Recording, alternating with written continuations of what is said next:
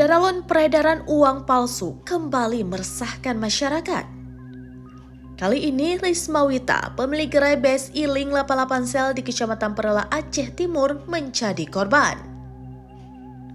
Insiden tersebut terjadi pada Jumat 25 April 2025. Dasar ini tengah ditangani oleh Satuan Reserse Kriminal atau Satreskrim Polres Aceh Timur. Menurut pengakuan Risma Wita, uang palsu tersebut masuk ke gerainya secara bertahap.